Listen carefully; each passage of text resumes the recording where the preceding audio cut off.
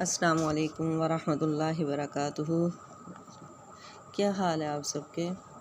الحمدللہ۔ اللہ تبارک و تعالی آپ سب کو اپنے حفظ و امان میں رکھیں۔ نحمدہ و نصلی علی رسولہ الکریم، اما بعد، فاعوذ باللہ من الشیطان الرجیم، بسم اللہ الرحمن الرحیم۔ رب اشرح لی صدری ویسر لی امری واحلل عقدۃ من لسانی یفقہوا قولی۔ ربی زدنی علما، اللہم زدنا علما، اللہم فقہنا فی الدین، اللہم انا نسألک علما نافعا ورزقا طیبا وعملا متقبلا، آمین۔ سورۃ القاریہ مکی ہے۔ بسم اللہ الرحمن الرحیم۔ القاریۃ ما القاریہ، القاریۃ کھڑکھڑانے والی، ما القاریہ کیا ہے کھڑکھڑانے والی، وما ادراک ما القاریہ، وما اور کیا ادراک تم سمجھو ما القاریہ کیا ہے کھڑکھڑانے والی، تم کیا جانو کیا ہے کھڑکھڑانے والی۔ یوم جس دن یکون ہو جائیں گے الناس لوگ کالفراش المبثوث بکھرے ہوئے پتنگوں کی طرح، بکھرے ہوئے ٹڈیوں کی مانند ہو جائیں گے۔ وتکون الجبال اور ہو جائیں گے پہاڑ کالعہن المنفوش دھنکی ہوئی اون کی طرح۔ فاما من ثقلت موازینہ، پر جس کے من ثقلت، جس کے بھاری ہوں گے موازینہ، جس کا وزن، جس کا اعمال نامے کا وزن بھاری ہوگا، فہو فی عیشۃ راضیہ، تو وہ عیش کی زندگی میں ہوگا، وہ اپنی فہو پس وہ فی عیشۃ عیش میں ہوگا، راضیۃ جس کو وہ پسند کرے گا۔ واما من خفت اور جس کے ہلکے ہوں گے موازینہ اس کا وزن، فامہ پس اس کی ماں ہاویۃ ہاویہ ہے۔ وما ادراک ما ہی اور تم کیا سمجھتے ہو کہ ما ہی کیا ہے وہ، نار آگ ہے، حامیۃ دہکتی ہوئی آگ ہے۔ القاریۃ ما القاریہ، القاریہ کھڑکھڑانے والی، یہ قیامت کا نام ہے۔ القاریہ یہ اپنی ہولناکیوں کی وجہ سے دلوں کو بیدار کر دے گی، اللہ کے دشمنوں کو عذاب سے خبردار کر دے گی۔ القاریہ یعنی کچھ چیزیں جب آپس میں ٹکرائے، کچھ چیزیں آپس میں ٹکرانے سے جو آواز آتی ہے اسے القاریہ کہتے ہیں، اسے قاریہ کہتے ہیں۔ کچھ چیزیں آپس میں ٹکرانے سے جو آواز آتی ہے اسے القاریہ کہتے ہیں۔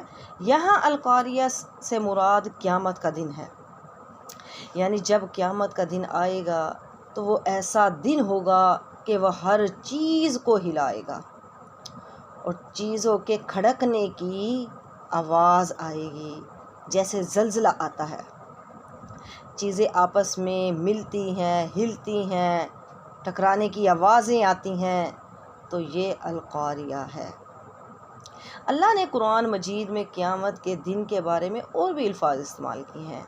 القاریہ بھی قیامت کا دن ہے، اور بھی الفاظ استعمال کیے ہیں، جیسے قیامہ ہے، صاخہ ہے، الواقعہ ہے، حاقہ ہے، غاشیہ ہے، یہ سارے نام اللہ نے استعمال کیے ہیں، اور یہاں پر اللہ تبارک و تعالی نے قیامت کا القاریہ نام لیا۔ القاریہ، اچھا، اللہ تبارک و تعالی نے یہاں پر صرف ایک لفظ استعمال کیا، القاریہ ما القاریہ، اس میں کیا حکمت ہے؟ یعنی صرف یہی کہا کھڑکھڑانے والی، اس کی تفصیل نہیں بتائی کہ یہ قیامت کا دن ہے، یعنی اس کی کوئی عربی نہیں ہے کہ القاریہ، بس یہ کہا کھڑکھڑانے والی، سمجھ آئی؟ یعنی اپنی تیاری کر لو، بھاگو دوڑو، سمجھ آئی؟ اس کے بارے میں تیاری کر لو، نیک اعمال کر لو، صرف یہی کہا القاریہ بس۔ یہ کیوں کہا؟ دیکھیں اس میں بھی حکمت ہے۔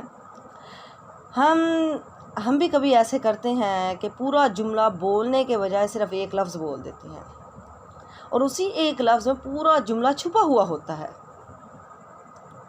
پورا جملہ چھپا ہوا تھا۔ مثلا اگر ہم کہیں بیٹھے ہیں اور سانپ آ گیا تو جملہ کیا بنتا ہے کہ بھاگو بھاگو سانپ آ گیا، لیکن یہ جملہ کوئی بھی نہیں بولتا، صرف ایک لفظ بولتے ہیں، سانپ سانپ سانپ، تو اسی لفظ میں پورا جملہ چھپا ہوتا ہے کہ اٹھو یہاں سے بھاگو سانپ آ گیا ہے۔ یا پھر کہیں آگ لگ جائے تو ہم کہتے ہیں کہ آگ آگ، یعنی عقل مند کے لیے اشارہ کافی ہے کہ آگ لگ گئی ہے، یعنی ہم یہ نہیں کہتے کہ آگ لگ گئی ہے بھاگ جاؤ یہاں سے آگ لگ گئی، یہ کہیں گے آگ آگ، تو سب وہاں سے بھاگ جاتے ہیں۔ تو اسی طرح اللہ تعالیٰ فرماتے ہیں القاریہ، یعنی یہ لازمی آئے گی، ہر چیز کو کھڑکھڑا دے گی، اس کے آنے سے پہلے اپنے اعمال درست کر لو، اس کی تیاری کر لو۔ مل قاریہ، کیا ہے کھڑکھڑانے والی؟ وما ادراک مل قاریہ، اور تم کیا جانو کہ کیا ہے کھڑکھڑانے والی؟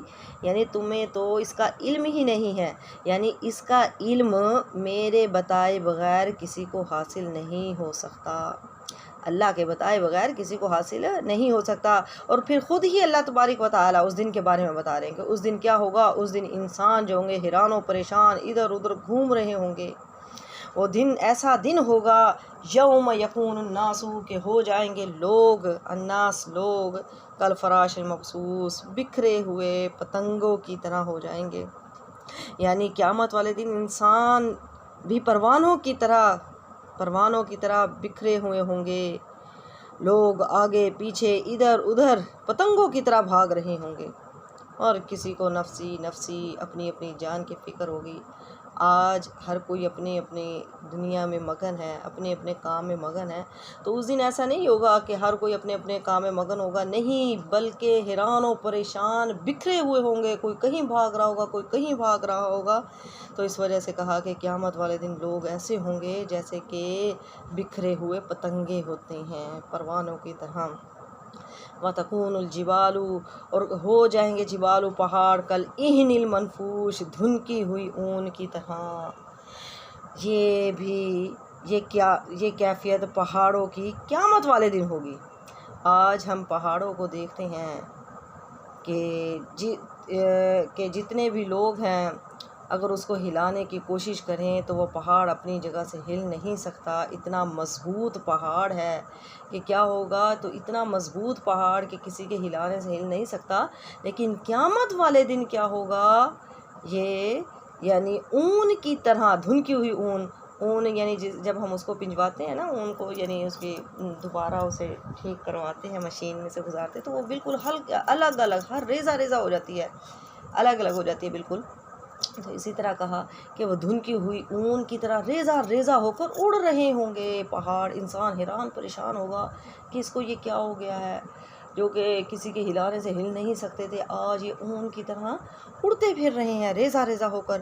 فَأَمَّا مَنْ ثَقُلَتْ مَوَازِينُهُ، فَأَمَّا، پس جس کی مَنْ ثَقُلَتْ بھاری ہوں گے، موازینہ، اس کا وزن، اس کے اعمال کا وزن بھاری ہوگا۔ اب کیا کہا گیا، یعنی جس کے نیک اعمال زیادہ ہوں گے، نیکیاں اکٹھی کرنے میں اس نے دوڑ لگائی ہوگی، تو وہ لوگ مراد ہیں، یعنی کہ ان کی جو نیکیاں ہوں گی نا اس میں اخلاص ہوگا، ریاکاری نہیں ہوں گی، اس میں دکھلاوا نہیں ہوگا، اخلاص ہوگا، وہ شریعت کے مطابق ہوگا، یعنی اس میں وزن ہونا چاہیے، نیکی میں وزن ہونا چاہیے، نیکیاں زیادہ کریں لیکن شریعت کے مطابق ہوں، وہ شریعت کے مطابق۔ فَأَمَّا مَنْ ثَقُلَتْ مَوَازِينُهُ، تو جس کے اعمال نامے کا وزن زیادہ ہوگا، فَهُوَ فِي عِيشَةٍ رَاضِيَةٍ، تو وہ ایسی زندگی میں ہوگا جس کو وہ پسند کرتا ہوگا، ایسی زندگی گزارے گا جس کو وہ پسند کرتا ہوگا، یعنی عیش و عشرت کی زندگی گزارے گا، پھر وہ عیش و عشرت کی زندگی گزارے گا۔ وَأَمَّا مَنْ خَفَّتْ مَوَازِينُهُ، اور جس کے وزن ہلکے ہوں گے، اس کا اعمال نامے کا وزن ہلکا ہوگا، یعنی نیکیاں اس نے بھی کی ہوں گی، یہ مطلب نہیں ہے کہ جو جہنم میں جا رہا ہے اس نے کوئی نیکی ہی نہیں کی، نیکیاں اس نے بھی کی ہیں لیکن اس نے کم نیکیاں کی ہیں۔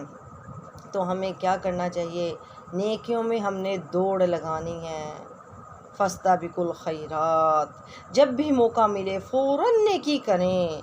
گھر میں اگر کسی نے بھی آپ سے پانی مانگا ہے، پانی کا گلاس مانگا ہے، تو بھاگ کر جائیں، سب سے پہلے آپ کی کوشش بہن بھائیوں میں سے میں پلا دوں پانی، یعنی میں، کیونکہ ہم نے اپنے میزان کو بھرنا ہے، اور جس کا میزان بھاری ہوگا وہ جنت میں عیش کی زندگی گزارے گا، بہت خوش ہوگا، اور اگر اس کا وزن ہلکا ہوگا تو اس کی ماں حاویہ ہے، اس کا ٹھکانہ حاویہ ہے۔ مثلاً ایک بچہ ہے، اس کو چوٹ لگ جاتی ہے، یا وہ کسی سے ڈرتا ہے، یا اسے کوئی تکلیف پہنچتی ہے، تو وہ فوراً ماں کے پاس بھاگ جاتا ہے، تو ماں اسے فوراً گلے لگا لیتی ہے، پیار کرتی ہے۔ تو یہ بندہ جس کا میزان ہلکا ہوگا تو اس کی ماں حاویہ ہوگی، استغفر اللہ، تو وہ آگ اپنے اندر اس کو لپیٹ لے گی۔ فَأُمُّهُ، اس کی ماں، حاویۃ، حاویہ ہے۔ حاویہ یہ جہنم کا نام ہے۔ اس کو ماں اس لیے کہا ہے کہ جس طرح انسان کے لیے ماں جائے پناہ ہوتی ہے، اسی طرح جہنمیوں کا ٹھکانہ بھی جہنم ہے، استغفر اللہ، اللہم لا تجعلنا منہم۔ اور پھر کہا جاتا ہے کہ مومن کی روح اس کی موت کے بعد ایمانداروں کی روح کی طرف لے جاتے ہیں، جہاں پر نیک لوگوں کی روحیں ہیں، علیجین، وہاں پر لے جاتے ہیں، اور فرشتے ان سے جا کر کہتے ہیں کہ اس کی تسکین کرو، اس کی دل جوئی کرو، یہ دنیا کے رنج و غم میں مبتلا تھا۔ اب وہ نیک روحیں ان سے پوچھتی ہیں، جو فوت ہو جاتا ہے جب وہ وہاں پر اس کی روح لے کر جاتے ہیں، اب نیک روحیں اسے پوچھتی ہیں کہ فلاں کا کیا حال ہے، فلاں کیسا ہے، اس کا کیا حال ہے؟ تو وہ کہتا ہے کہ وہ تو کب سے مر چکا ہے، کیا تمہارے پاس نہیں آیا؟ تو وہ سمجھ جاتے ہیں کہ نہیں، یہاں نہیں آیا، کہ وہ اپنی ماں حاویہ میں جا پہنچا، استغفر اللہ۔ اگر وہ یہاں نہیں آیا تو وہ سجین میں، ساتوں زمینوں کے نیچے، تو وہ وہاں پہنچ گیا۔ فَأُمُّ حاویہ، یعنی اس کی ماں جو حاویہ ہے وہ وہاں پہنچ گیا ہے۔ اور اگر آپ چاہتے ہیں کہ ہم نے حاویہ سے بچنا ہے تو پھر ہم نے آج سے ہی اپنی نیکیوں میں اضافہ کرنا ہے، نیکی کے کاموں میں بڑھ چڑھ کر حصہ لینا ہے، اور کوشش کرنی ہے کہ ہماری نیکیاں برائیوں سے زیادہ ہو۔ قیامت والے دن ایک ایک نیکی سے انسان پچھتائے گا، ایک ایک نیکی کی ضرورت پڑے گی۔ آج ہم سارا دن گزار دیتے ہیں کہ ایک بھی نیکی نہیں کرتے، اس وقت ہم پچھتائیں گے کہ کاش اب میں سبحان اللہ کہہ دوں تو مجھے کچھ نیکیاں مل جائیں، یا پھر جا کر اپنے ماں کے پاس، باپ کے پاس، بہن بھائیوں کے پاس، شوہر بیوی، ہر ایک دوسرے کے پاس جائے گا کہ مجھے کوئی ایک نیکی دے دے، ایک نیکی دے دے، میرا کام بن جائے، لیکن کوئی کسی کو ایک نیکی بھی نہیں دے گا۔ آج اللہ تبارک و تعالیٰ نے موقع دیا ہے کہ نیکیاں کما لو، زیادہ سے زیادہ کما لو۔ انسان خطا کا پتلا ہے، ہر انسان سے غلطی ہو جاتی ہے، انسان سے غلطی ہوتی ہے، تو اسی وجہ سے غلطیاں ہوتی رہتی، لیکن پھر بھی انسان یعنی نیکیاں کرتا رہے، نیکیاں زیادہ سے زیادہ کرے۔ غلطی تو ہو جاتی ہے لیکن انسان پھر بھی اللہ تبارک و تعالیٰ سے معافی مانگ لے، اور اللہ تبارک و تعالیٰ فرماتے ہیں انا غفور الرحیم، میں بخشنے والا مہربان ہوں۔ آگے اللہ تبارک و تعالیٰ نے فرمایا وما ادراک ما ہی، اور تم کیا سمجھتے ہو کہ ما ہی وہ ہے کیا چیز، حاویہ یہ ہے کیا چیز، یعنی کہا کہ اس آگ کی شدت اور ہولناکی انسان کے وہم و گمان سے باہر ہے، انسان اس کا وہم و گمان بھی نہیں کر سکتا کہ اس کی ہولناکی کس طرح ہوگی، اس کی شدت، آگ کی شدت کس طرح تو فرمایا کہ وہ کیا ہے، نار حامیہ، وہ دہکتی ہوئی آگ ہے، نار حامیہ وہ دہکتی ہوئی آگ ہے۔ آپ صلی اللہ علیہ وسلم نے فرمایا تمہاری یہ آگ اس جہنم کا 70واں حصہ ہے۔ تو لوگوں نے کہا کہ اے اللہ کے رسول، جلانے کے لیے، ہلاکت کے لیے تو یہ بھی کافی ہے۔ آپ صلی اللہ علیہ وسلم نے فرمایا ہاں، لیکن دوزخ کی آگ تو اس سے 69 حصے زیادہ تیز ہے، استغفر اللہ۔ یہ آگ 70واں حصہ ہونے کے بعد 2 مرتبہ سمندر کے پانی میں اس کو بجھا کر پھر بھیجا گیا ہے۔ اگر ایسا نہ ہوتا تو اس سے کوئی بھی انسان فائدہ نہ اٹھا سکتا۔ ایک اور حدیث میں آتا ہے کہ یہ آگ 100واں حصہ ہے۔